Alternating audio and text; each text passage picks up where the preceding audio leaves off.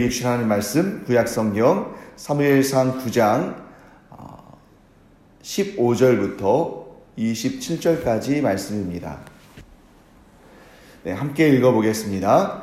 사울이 오기 전날에 여호와께서 사무엘에게 알게 하여 이르시되 내일 이맘때에 내가 베냐민 땅에서 한 사람을 내게로 보내리니 너는 그에게 기름을 부어 내 백성 이스라엘의 지도자로 삼으라. 그가 내 백성을 블레셋 사람들의 손에서 구원하리라. 내 백성의 부르짖음이 내게 상달되었으므로 내가 그들을 돌보았노라 하셨더니 사무엘이 사울을 볼 때에 여호와께서 그에게 이르시되 보라, 이는 내가 내게 말한 사람이니 이가 내 백성을 다스리리라 하시니라.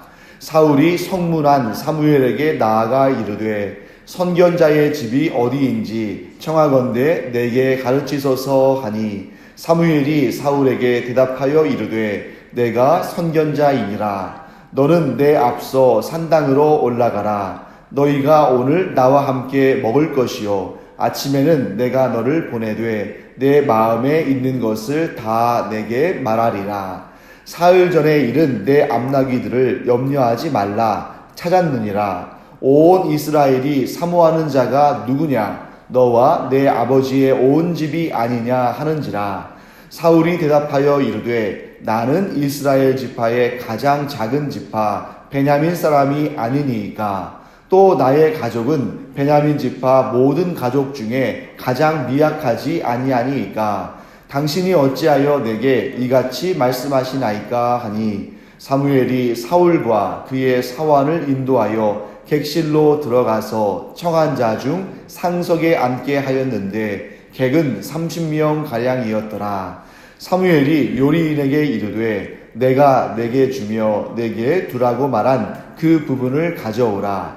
요리인이 넓적다리와 그것에 붙은 것을 가져다가 사울 앞에 놓는지라. 사무엘이 이르되 보라, 이는 두었던 것이니 내 앞에 놓고 먹으라. 내가 백성을 청할 때부터 너를 위하여 이것을 두고 이 때를 기다리게 하였느니라. 그날에 사울이 사무엘과 함께 먹으니라. 그들이 산당에서 내려 성읍에 들어가서는 사무엘이 사울과 함께 지붕에서 담화하고 그들이 일찍이 일어날새 동틀 때쯤이라. 사무엘이 지붕에서 사울을 불러 이르되 일어나라, 내가 너를 보내리라 하매 사울이 일어나고 그 두 사람 사울과 사무엘이 함께 밖으로 나가서 성읍 끝에 이름에 사무엘이 사울에게 이르되 사환에게 우리를 앞서게 하라 하니라. 사환이 앞서가므로 또 이르되 너는 이제 잠깐 서 있으라. 내가 하나님의 말씀을 내게 들려주리라 하더라. 아멘. 우리가 어제 살펴본 것처럼 사무엘이 선견자인 이유는 그에게 무슨 특별한 능력이 있어서 장차 이루어지는 일들을 다 보고 또 미리 다 아는 그러한 능력이 있어서가 아니라고 말씀드렸습니다. 사무엘이 경건한 하나님의 사람이기 때문에 하나님께서 사무엘을 특별히 사랑하셔서 사무엘에게 이 세상에서 이루어질 일들을 그에게 미리 알려주신 것이다. 자, 이 차이를 아시겠죠? 사무엘이 특별한 능력이 있어서 미래를 미리 아는 것이 아니고 하나님께서 사무엘의 경건함을 보시고 그를 특별히 여기셔서 장차 이루어질 일들을 하나님께서 사무엘에게 미리 먼저 알려주시는 것입니다. 그래서 오늘 본문의 말씀 보시면 사울이 사무엘을 찾아오기 전날에도 하나님은 사무엘에게 사울이 올 것이다 라는 사실을 미리 알려주셨죠. 이게 바로 점장이나 귀신 들린 사람들과 또 선지자와의 차이입니다. 그래서 하나님께서 이 사울을 미리 보내실 것을 미리 알려주시는 이러한 그 능력을 또 하나님께서 보여주셨습니다. 자, 그 다음에 여기에서 하나님께서 사무엘을 통해서 이런 말씀을 우리에게 주시는데 그게 뭐냐면 왜 이스라엘의 지도자로 사울을 세우셨는지 그 이유에 대해서 설명하십니다. 그런데 그 이유가 사울이 특별해서 그렇게 세우셨다 이런 내용이 아니에요. 그게 뭐냐면 하나님께서 이스라엘 백성들의 부르짖음을 들으시고 그리고 그 이스라엘 백성들을 괴롭게 하는 블레셋의 손에서 이스라엘을 구원하시기 위해서 내가 사울을 세웠다라고 말씀하십니다. 이 말씀을 자세히 살펴보면 자, 지금은 이제 새 시대가 시작되는 그러한 분기점입니다. 어떤 새 시대냐면 왕의 시대, 즉 왕정이 시작되는 그 시대가 지금 열려지고 있죠. 그런데 그 이스라엘의 지도자를 세우시는 그 하나님의 그 모습들을 보면 사사시대나 다를 게 없어요. 자, 사사시대 때 우리가 자주 또 매번 반복적으로 보는 패턴이 무엇입니까? 자, 이방 족속들이 이스라엘을 치죠. 근데 그냥 치는 것이 아니라 하나님께서 이 이방 족속들을 들어서 이스라엘 백성들에게 매를 때리시는 것입니다. 왜 그렇게 하십니까? 이스라엘 백성들이 하나님을 떠나고 하나님을 경외하지 않으니까. 그렇게 되면 이제 이 이방 족속들을 통해서 전쟁이든 또 압제든 이렇게 고난을 당하면 이스라엘 백성들이 그제서야 하나님 앞에 회개하고 부르짖죠. 구원해달라고. 그러면 하나님께서 그 이스라엘 백성들 가운데 한 사람을 사사로 세우시고 그를 통해서 어떻게 하십니까? 이 이스라엘 백성들을 구원하시죠. 자, 이런 패턴이 사사기에서 우리가 자주 또 매번 보는 그런 패턴인데, 자, 오늘 왕을 세우실 때에도 하나님께서 이렇게 설명하십니다. 이스라엘 백성들의 부르짖음을 내가 들었다. 그리고 사울을 세워서 그를 통해서 블레셋의 손에서 이스라엘 백성들을 구원하시겠다. 그러니까 왕의 제도가 실현되지만 이 왕의 제도가 이방의 왕의 제도와 이스라엘의 왕의 제도는 다르다는 것을 하나님께서 보여주시는 것이죠. 비록 이스라엘 백성들이 하나님을 왕으로 삼기를 싫어하고 인간 왕을 세워달라고 부탁했지만 여전히 하나님은 이스라엘을 향한 긍휼과 사랑의 마음을 그치지 않으신다는 것을 우리는 잘 볼 수 있습니다. 자, 우리도 여기에서 이 사무엘을 통해서 하나님께서 이스라엘에게 일어날 일들을 미리 알려주시고 장차 이루어질 일들을 미리 알려주시는 그런 모습을 보면서 우리가 이렇게 한 가지를 또 소망하기를 원합니다. 그것이 뭐냐면 우리에게도 하나님께서 하나님의 뜻을 좀 미리 알려주시는 그런 은혜가 있기를 간절히 축복합니다. 그런데 여기에서 우리가 과도한 해석이나 과도한 기대는 하지 말아야 돼요. 자, 하나님께서 사무엘에게 장차 이루어질 일들에 대해서 말씀을 하기는 하셨지만 모두 말씀해 주신 것은 아닙니다. 하나님의 뜻에 대해서 모두 말씀해 주신 것이 아니에요. 자, 예를 들면 사울이 사무엘을 찾아올 것이라는 사실을 하나님께서 사무엘에게 미리 알려주셨죠. 하지만 이스라엘 백성들이 사사 제도를 싫어하고 사사 대신에 왕을 구할 것이다 라는 사실은 하나님께서 사무엘에게 미리 알려주지 않으셨습니다. 그렇기 때문에 사무엘이 이스라엘 백성들이 왕을 세워달라고 할 때 굉장히 당황하고 굉장히 그들의 말에 대해서 마음이 고통스러워서 하나님 앞에 가서 하소연하면서 기도한 것을 우리가 볼 수 있죠. 자, 그래서 우리는 무엇을 알 수 있냐면 하나님께서 이 사무엘에게 말씀하실 때에도 모든 것을 다 알려주신 것이 아니라 어떤 것은 알려주시고 어떤 것은 알려주지 않으셨다는 것을 알 수 있죠. 자, 이 말씀을 우리 가운데 적용할 수 있습니다. 여러분과 제가 하나님의 뜻을 최대한 많이 알고 싶죠. 할 수 있다면 하나님의 뜻을, 하나님의 계획을 우리가 다 알 수 있으면 참 좋을 것 같다라는 그런 마음을 가질 수도 있습니다. 그런데 여러분, 그것은 우리가 감당할 수 없는 일이에요. 하나님은 우리에게 감당할 수 없는, 감당치 못할 시험을 주지 않으십니다. 그와 마찬가지로 또 우리가 감당하지 못할 정도로 하나님의 뜻을 우리에게 미리 알게 하지도 않으셔요. 자, 예를 들어 보겠습니다. 만일 우리가 우리 자신이 언제 세상을 떠나게 될지, 즉 우리가 언제 죽게 될지를 미리 안다면, 즉 하나님께서 우리에게 우리가 이 세상을 떠날 날을 미리 알려주신다면, 또 하나님께서 우리에게 이 세상의 마지막 날, 주님께서 재림하실 그날을 미리 알려주신다면, 우리가 그 사실을 알지 못할 때는 알았으면 좋겠다라는 생각을 가질지 모르지만 정작 그 사실을 알게 되면 어떻게 될까요? 지금부터 미리 걱정하고 두려워하고 슬퍼하고 낙심할 겁니다. 우리가 언제 죽을지 모르니까 이 하루하루를 별 생각 없이 또 편안하게 또 소망을 품고 살아가지만 언제 죽을지 안다면 우리가 그날을 위해서 미리 대비하고 또 그날을 위해서 미리 이 시간을 소중히 여기고 그럴까요? 물론 그렇기도 하겠죠. 하지만 그보다 더 크게 어떻게 할 거냐면 내가 그때 죽을 텐데 어떡하나 하면서 불안하고 두려워하고 걱정한다는 것이죠. 그렇기 때문에 여러분, 오히려 어떤 부분에 있어서는 하나님께서 당신의 계획과 뜻을 우리에게 알려주지 않으시는 것도 큰 복이고 평안이다 하는 것을 우리가 알게 됩니다. 그래서 우리가 이런 부분을 잘 알고 하나님의 뜻에 대해서 우리가 생각을 해야 되는데, 하나님의 뜻을 우리에게 알려주시는 것은 전적으로 하나님의 결정이지 우리가 선택할 수 있는 상황이 아니다 하는 것입니다. 그래서 우리는 이렇게 우리 생각을 바꿨으면 좋겠습니다.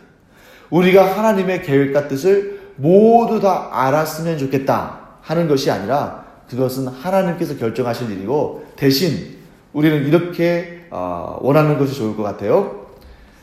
하나님께서 내 인생의 중요한 일들, 또 우리가 속한 이 공동체, 예를 들면 우리의 교회, 또 우리의 나라, 또 이 세상, 이러한 공동체에 있어서 중요한 일들에 대해서 미리 기도로 준비하게 하시기를 우리가 구하는 것이 좋을 것 같습니다. 우리 삶의 모든 것들을 우리가 다 알 수도 없고 알려고 해서도 안 돼요. 또한 그것을 안다고 마냥 좋은 것만도 아닙니다. 하지만 우리의 인생에 중요한 일들이 있잖아요. 우리의 인생마다 중요한 이정표들이 있을 텐데 그 일들을 당하기 전에 하나님께서 우리 마음 가운데 그 중요한 일들을 미리 기도로 준비하게 하시는 그러한 은혜가 있기를 간절히 축원합니다. 그렇다면 우리가 하나님의 그 은혜와 보호하심과 은총을 미리 기도함으로 준비하고 구한다면 하나님께서 우리의 기도를 들으시고 앞으로 이루어질 일들을 더욱 좋게 하실 줄 믿습니다. 그래서 저주가 복으로 바뀌게 하시고, 슬픔이 기쁨으로 바뀌게 하시고, 절망이 소망으로 바꾸게 하시는 그런 놀라운 역사를 하나님께서 우리에게 주시며, 특별히 이 기도하는 시간에 그와 같은 역사가 이루어지게 하시기를 간절히 축원합니다. 자, 우리 그 다음 내용 한번 보겠습니다. 사울이 이제 성 안에 들어가서 한 사람을 만나고 그 사람에게 선견자의 집이 어디 있느냐라고 물어봅니다. 그런데 아주 공교롭게도 이 사울이 그 성읍에 들어가서 한 사람을 만났는데, 그리고 물어보는데 그 사람이 누구였어요? 사무엘이었죠. 자, 여러분, 이와 유사한 일이 창세기에서도 등장합니다. 우리 어제 저와 함께 수요예배 드릴 때도 제가 이 내용을 잠깐 말씀드린 적이 있어요. 좀 겹치는 부분이 있는데, 창세기 24장을 보시면 아브라함이 그의 종 엘리에셀을 자기의 고향 메소포타미아 지역으로 보내서 자기의 아들 이삭의 아내를 구하는 그런 역사가 있었죠. 그런데 그때 그 엘리에셀이 그 성읍에 들어가서 첫 번째로 만난 사람이 누구예요? 이삭의 아내가 될 리브가였어요. 자, 사울이 성읍에 들어가서 첫 번째로 만나서 질문을 한 사람이 사무엘이 될 확률, 아브라함의 종 엘리에셀이 그 메소포타미아 지역으로 가서 첫 번째로 만난 여인이 리브가일 확률, 여러분, 이런 확률은 정말 상상하기도 힘든 확률입니다. 예를 들면 이런 거죠. 우리가 먼 나라 외국에 여행을 갔어요. 그런데 그 여행을 가가지고 그 여행지에서 또 수많은 식당들이 있을 거 아닙니까? 그 수많은 식당들 가운데 한 군데에 들어갔어요. 그것도 한국 사람들이 잘 가지 않는 곳으로. 그리고 그 자리에 앉아서 식사를 하는데 바로 옆 테이블에 내 고등학교 동창을 한 20년, 30년, 40년 만나지 못했던 그 고등학교 동창을 바로 옆자리에서 만날 확률과 비슷하지 않을까 하는 이런 생각이 듭니다. 아니면 그보다 더 어렵겠죠. 왜냐면 요즘에는 뭐 비행기가 또 잘 돼 있으니까 어디든 외국에 자주 나갈 수 있습니다만, 그 옛날에 이렇게 이동도 자유롭지 못한 시절에 그 먼 성읍 혹은 먼 나라에 가서 내가 만나야 할 사람을 만난다는 것은 정말 이것은 사람이 계획해서 될 수 있는 일이 아니죠. 그러므로 우리는 오늘 이 사무엘과 사울의 만남이 우연히 되어진 일이 아니라 하나님께서 이 일을 놓고 오래전부터 계획하셨고 이 만남을 준비하시고 이루셨다 하는 것을 알 수 있습니다. 그래서 이 사건만 통해서도 우리가 뭘 알 수 있냐면 하나님께서 역사를 주관하신다. 그러면 이 사울과 사무엘이 만나도록 역사를 주관하신 하나님께서 장차 앞으로 이루어질 일들도 다 하나님께서 그 권능의 손으로 이끌어 가신다 하는 것을 우리가 알게 됩니다. 이런 상황을 우리의 삶 가운데 한번 적용해 보겠습니다.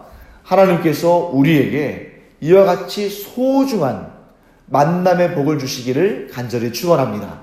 사실 여러분, 우리는 지금까지 하나님께서 연결시켜 주신 그 귀한 만남의 복을 참 많이 이미 받았습니다. 자, 예를 들면 이거죠.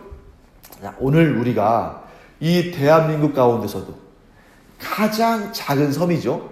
이 제주도 안에서 만나게 된 일. 그것도 이 작은 개척교회 안에서 만나게 된 일. 요즘에 많은 사람들이 이 개척교회에서 하나님을 섬기는 일을 많이 꺼려 하잖아요. 그런데도 이 작은 개척교회 안에서 우리가 만나게 된 일. 또 거기다가 함께 이 공간에서 하나님을 함께 예배할 수 있는 일. 또 하나님께서 주신 그 사랑 가운데에 함께 교제할 수 있는 일. 여러분, 이것을 이 지구 온 세상 가운데에서 이러한 확률을 구하면 아마 사울이 이 성읍에 들어가자마자 사무엘을 만난 그런 확률 못지않게 정말 어려운 일입니다. 그럼에도 불구하고 하나님께서 우리에게 이런 복된 만남을 갖게 하신 것은 이것은 전적으로 하나님의 인도하심이고 하나님께서 주관하신 일이시고 그러므로 하나님께서 이 모든 만남을 복되게 하시고 은혜롭게 하시기 위해서 우리를 이 자리에 두시고 만나서 함께 예배하고 교제하게 하신 줄 믿습니다. 그래서 이 만남을 우리가 참으로 소중하게 여길수록 그것은 무엇을 의미합니까? 하나님의 역사를 참 우리가 귀중하고 소중하게 여긴다는 것을 우리가 드러내는 것이겠죠. 자, 그 다음 내용 보겠습니다. 이제 사무엘이 사울에게 그가 이스라엘의 지도자로 세워졌다는 사실을 계속 드러냅니다.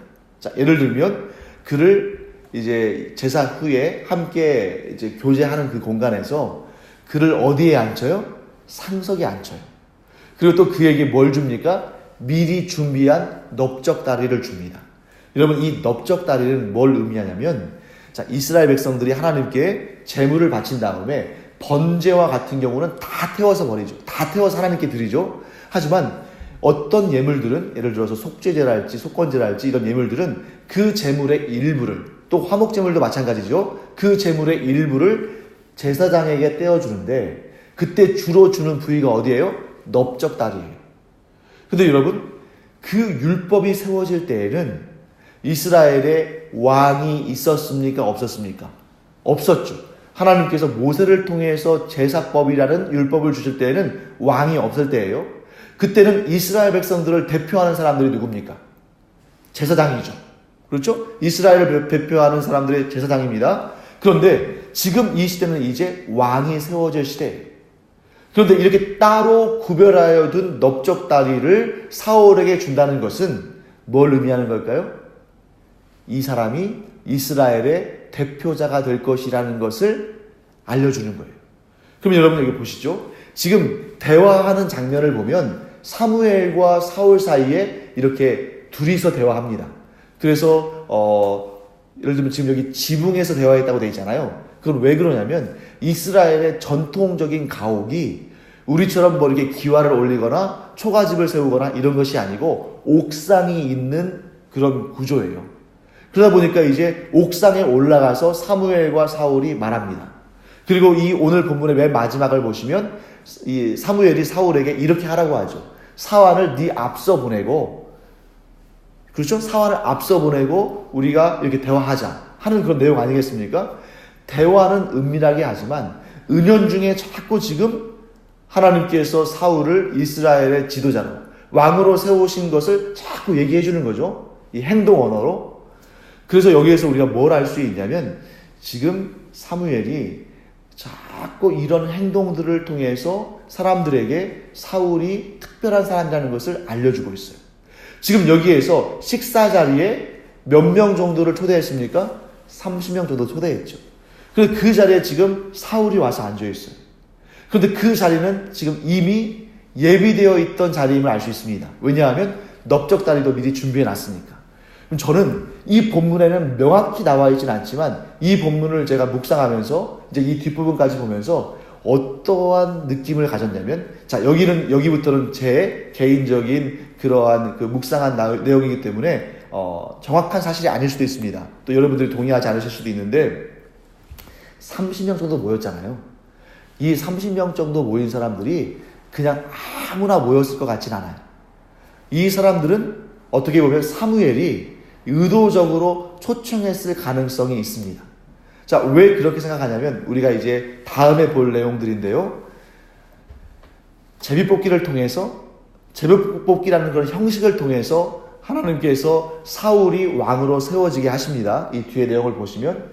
그런데 그렇게 해서 사울이 왕으로 뽑혔을 때에 어떤 이들 가운데는 성령으로 충만해서 이 사람들이 사울을 따르면서 사울의 어떻게 보면 내각, 사울과 함께 일하는 사울의 신하들이 되는 거죠.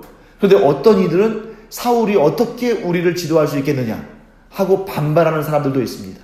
근데 그때 하나님의 영으로 충만해서 사울을 돕겠노라고 나선 사람들이 있었는데 그들이 곧 지금 오늘 본문에서 사무엘과 사울과 함께 준비된 이 자리에서 함께 식사한 사람들이지 않을까라고 한번 추측을 해볼 수 있습니다.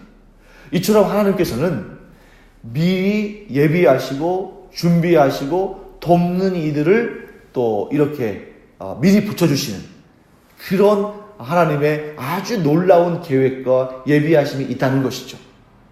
사랑하는 성도 여러분, 여러분들도 오늘 이 시간 또 우리의 평생의 그 날들 가운데 우리는 아무 생각이 없지만, 우리는 전혀 알 수가 없지만 우리 주변에 하나님께서 예비하시고 하나님께서 준비하신 놀라운 은총들과 함께 또한 하나님께서 예비하시고 하나님께서 준비하시고 하나님께서 만나게 하신 귀한 천사와 같은 사람들을 많이 만나게 되기를 간절히 축원합니다. 그래서 우리도 그런 사람이 되고 우리도 누군가를 위해서 하나님께서 예비하신 사람들이 되고 또한 우리가 하나님께서 예비하신 그 귀한 만남의 은총을 얻음으로 말미암아 많은 하나님께서 보내시는 그 도움의 손길들을 만나는 은혜가 있기를 간절히 축원합니다. 자, 그 다음에 이제 이렇게 사무엘이 자기의 그 뜻을, 하나님께로부터 받은 뜻을 사울에게 전하니까 사울은 겸손하기도 하고 또 현실적으로 보기에도 말도 안 되는 것 같은 거예요. 왜냐하면 사울이 뭐라고 말합니까? 내가 속한 내 조상의 집은, 즉 나의 지파는 이스라엘 가운데서도 가장 작은 지파고 또 나의 가정도 또 나의 아버지의 집도 이 지파 가운데서도 가장 작은 집인데 어떻게 내가 이스라엘의 지도자가 될 수 있습니까? 어떻게 내가 이스라엘의 왕이 될 수 있습니까? 라고 이렇게 반문하죠. 실제로 그 사울이 이해를 못하는 것도 당연한 일입니다. 왜냐하면 사울이 마냥 겸손해서 그렇게 말한 것이 아니라 실제로 베냐민 지파는 이스라엘의 그 12지파 중에서 제일 미약하고 제일 힘이 없고 제일 숫자가 적은 그런 지파였어요. 자, 왜 그런 일이 발생했는가? 그 내용을 아시려면 사사기 20장을 보시면 잘 알 수 있습니다. 거기에 레위인이 첩을 데리고 어디로 가냐면, 자, 이것도 참 하나님께서 예비하신 일들인 것 같아요. 기브아라는 곳으로 갑니다. 자, 사실 레위인은 하나님께 거룩히 쓰임받을 사람이기 때문에 절대로 첩 같은 존재를 두어서는 안 됩니다. 그러니까 이 사사기의 시대가 얼마나 폐역하고 죄악이 관영했는지를 알 수 있죠. 그러니까 레위인, 하나님을 섬겨야 할 사람이 이스라엘 백성들의 본이 되어야 할 사람이 첩을 두었어요. 거기에서부터 온갖 분란의 씨앗이 잉태되는 것이죠. 그리고 그가 어디를 가냐면 기브아를 가요. 여러분, 기브아 꼭 기억해 두세요. 기브아 하면 누가 나와야 되냐면, 자, 라마 하면 누가 나와요? 사무엘이 나오는 것처럼 기브아 하면 사울이 나와야 돼요. 기브아는 사울의 고장, 사울의 집이 있는 곳입니다. 그래서 이 레위인이, 이제 더 옛날 일이죠, 지금. 사사기 20장에 나오는 내용이니까, 레위인이 첩을 데리고 기브아에 가요. 근데 너무도 안타깝게도 이 기브아의 사람들이 얼마나 악했는지. 그 기브아는 어느 지파의 땅이에요? 베냐민 지파의 땅이죠. 왜? 사울의 고향이니까. 그 베냐민 지파 사람들이 이 레위인의 첩을 집단적으로 강간하고 그로 말미암아 이 첩이 죽게 됩니다. 그러니까 이 레위인이 참 독특한 사람이에요. 또 그 죽은 자기의 첩의 시체를 12조각을 내서 토막을 낸 거죠. 각 지파에 보냅니다. 그러니까 그 부분을 그 이야기를 듣고 이 모든 지파들이 아주 분개했죠. 그래서 베냐민 지파와 나머지 지파들이 전쟁이 일어납니다. 뭐 보나마나 뻔한 일 아니겠어요? 한 지파와 나머지 모든 지파가 연합해서 싸우는데 결국 베냐민 지파는 거의 멸절당하다시피 하고 몇 명만 남냐면 600명밖에 남지 않아요. 그래서 이 600명이서 나중에는 이제 아내를 얻지 못하니까 이 신부를 도둑질해가지고 그래서 이 지파의 명맥을 이어갑니다. 그러니 오늘 사울이 우리 지파가 이스라엘 전체에서 가장 작다, 가장 약하다 한 것이 거짓말이거나 겸손한 말이 아니라 실제인 것이죠. 자, 그러므로 이스라엘 백성들이 왕의 제도를 하나님께서 허락하셨다는 사실을 알았지만 베냐민 지파에서 왕이 나올 거라고는 상상도 못한 거죠.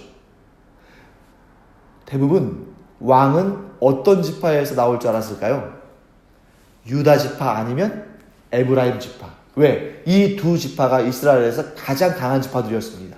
그런데 지도를 딱 놓고 우리가 보면 12지파가 위치한 그 지도를 놓고 보면 베냐민 지파가 다 그 사이에 들어가 있어요.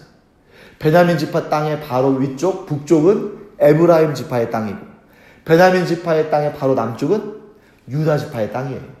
이처럼 중간에 끼어서 가장 강력한 두 지파 사이에 끼어서 가장 나약하고 가장 미약한 이 지파가 얼마나 시련을 당하고 얼마나 미운 오리새끼처럼 취급을 당했겠습니까?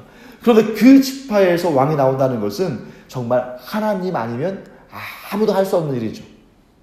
사랑하는 성도 여러분, 우리도 반드시 이와 같은 사건들 또 이와 같은 내용들을 볼 때 내 자신에게 그러한 말씀을 대입해 볼 수 있어야 됩니다. 왜냐하면 인간적으로 볼 때 우리보다 잘나고 우리보다 뛰어나고 우리보다 강하고 우리보다 부유한 사람들을 얼마든지 우리가 찾아볼 수 있습니다. 그래서 마치 인간적인 눈으로 보면 그들은 골리앗처럼 장대하고 우리는 다윗처럼 어리고 미약해 보입니다. 하지만 하나님이 보시는 것은 외모가 아니고 무엇입니까? 중심입니다. 그러므로 우리가 우리의 왕의 자리에 내 자신을 놓지 아니하고 하나님을 계속 왕으로 섬기면 이 세상의 어떠한 거인도, 이 세상의 어떠한 장애물도, 이 세상이 아무리 거대해 보이는 것도 우리 앞에는 아무것도 아니다. 왜냐하면 우리가 하나님만 왕으로 모시고 살면 그 어떠한 강한 것도, 그 어떠한 우리가 넘어서기에 불가능해 보이는 일들도 하나님께서 다 우리에게 형통하게 길을 열어주시고 우리를 하나님께서 은혜와 복으로 충만히 채우시고 승리하게 하실 줄 믿습니다. 그래서 가장 중요한 것은 내 앞에 보이는 장벽이 얼마나 크냐가 아니라 내가 얼마나 하나님을 주인 삼고 하나님의 말씀에 순종하며 경건한 삶을 살고 있는가, 이것이 가장 중요하다 하는 그러한 것을 우리가 깨닫고 날마다 우리와 하나님과의 관계를 더 좋게 하는, 그래서 이 세상에 거칠 것이 없는 여러분과 제가 되기를 간절히 축원합니다. 기도하겠습니다. 하나님, 주님의 은혜를 감사드립니다.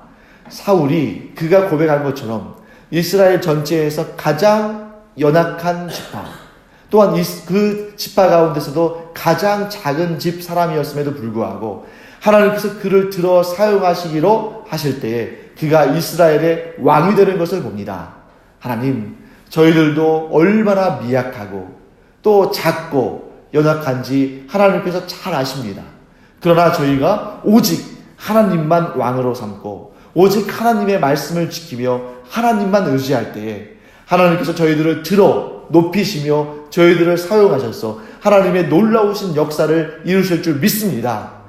이 믿음을 가지고 저희들이 세상에 나아갈 때에 오직 하나님만 붙들고 하나님만 의지하고 하나님만 섬기며 살게 하여 주시옵소서. 감사드리며 예수님의 이름으로 축복하며 기도합니다. 아멘. 이제는 우리 주 예수 그리스도의 은혜와 하나님 아버지의 놀라우신 사랑과 성령의 감동, 감화, 위로, 교통하심이 이 시간 오직 하나님만 섬기며 오직 하나님만 왕으로 삼음으로 말미암아 이 세상에 그 어떤 것도 두려워할 것이 없는 주님의 사랑하시는 자녀들 위에 이제로부터 영원토록 함께 있을지어다.